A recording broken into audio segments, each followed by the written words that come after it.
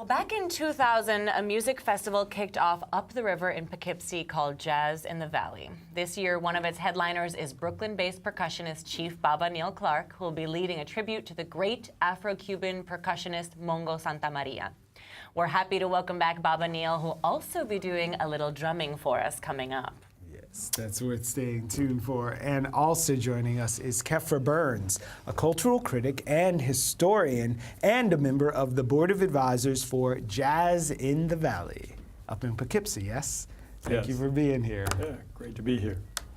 Okay, you know, jazz has been around forever. It's an established American art form. Indeed. But 17 years for a festival, I think, is a pretty amazing feat. So, you know, I just say congrats off to that. Thanks.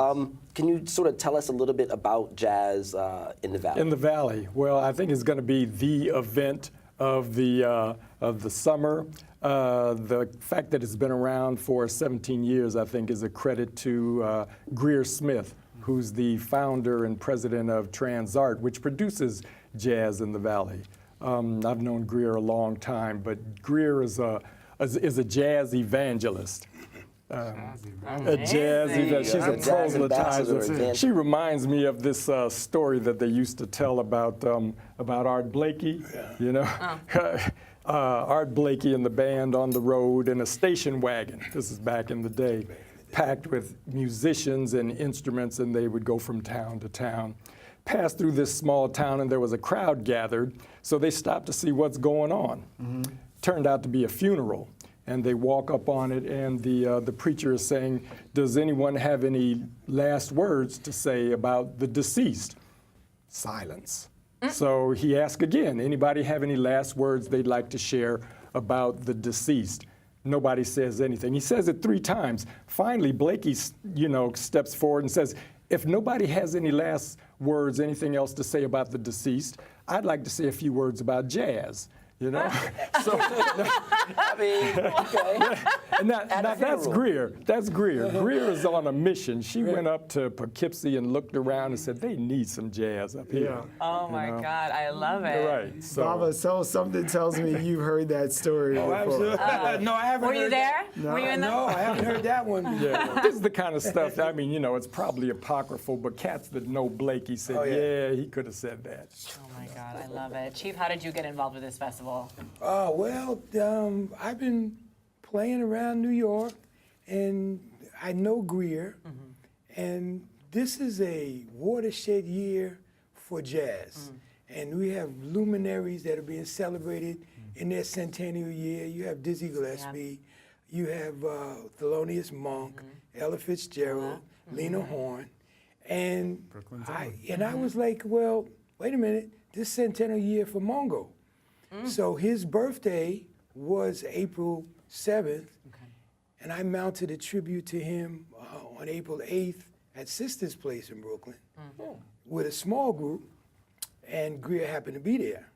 And she liked what I did, so she's like, you know, you need to bring this up to Poughkeepsie and do this tribute to Mongo for the Jazz in the Valley Festival. So here we are. So you're headlining this year, and you're going to do a tribute to Mongo Santamaria? That's right. Okay, I absolutely love it. You know, would you say that there is sort of a re-emerging appreciation of jazz, or, you know, is it growing? Is it sort of, are there new audiences? What's the audience like at the festival? Well, the festival brings out a pretty nice audience, a large audience, and folks catch it. It's easy to get to. There's folks there in the area, but a lot of folks come up from New York City.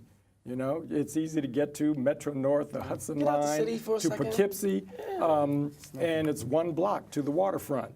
You know, Hudson Valley, it's beautiful up there. I think Metro North has Steals and Deals rail and ticket package, you know. So, and you can get that on, you know, on the Metro North website, and anything Jazz in the Valley, you can get it. Jazz in the Valley's website, www.jazzinthevalleyny.org.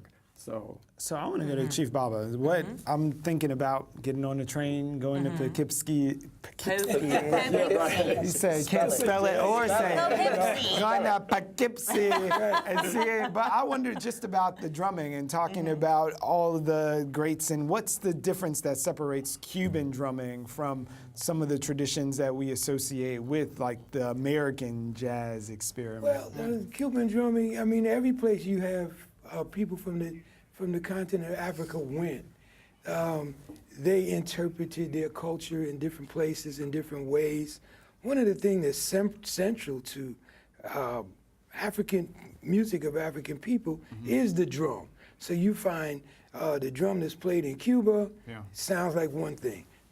Drums that's played in Dominican Republic, South Puerto Rico, Guyana, and so forth and so on.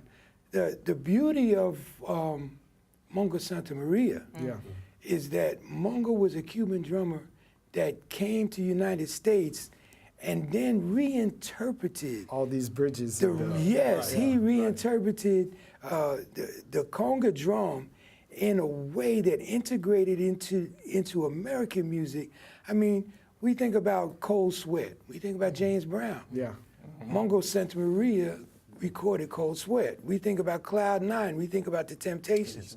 Mongo recorded Cloud 9. Yeah. Mongo is the one who made Herbie Hancock's Watermelon Man a hit. Mongo is the one that composed Afro Blue. People know of Afro Blue being paid by John Coltrane. Mongo was the composer. So are we getting a little preview of your set list for? I'm not. There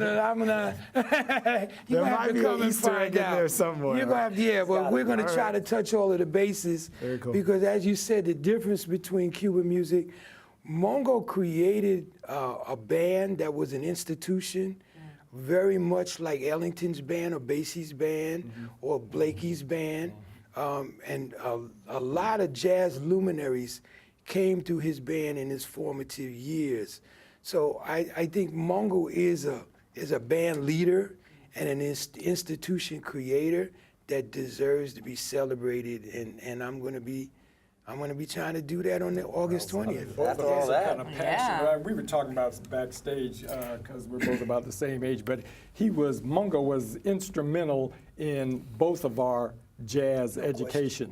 You know, I mean, 1964 in Compton and South Central when I came up, that's who cats were listening to, Mongo Santamaria, and then who introduced us then to Cal Jader and Willie Bobo. I mean, and much later, you know, Chano Pozo and a lot of cats. Herbie Hancock, like you said. I first heard Watermelon Man from Mongo, and then heard Herbie Hancock's version. I'm not going to ask who did it better. I am not going to ask who did it better, I'm just but wondering it's just what perspective. was in the water 100 years ago that we have all these luminaries that we get to celebrate 100 years later. Exactly. I know, right? Get out of town, all these people. Well, I mean, you asked about jazz and is there a resurgence?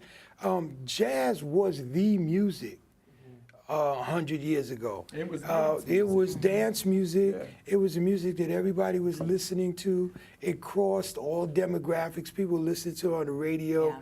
There was a culture that surrounded. People would go out to hear live music.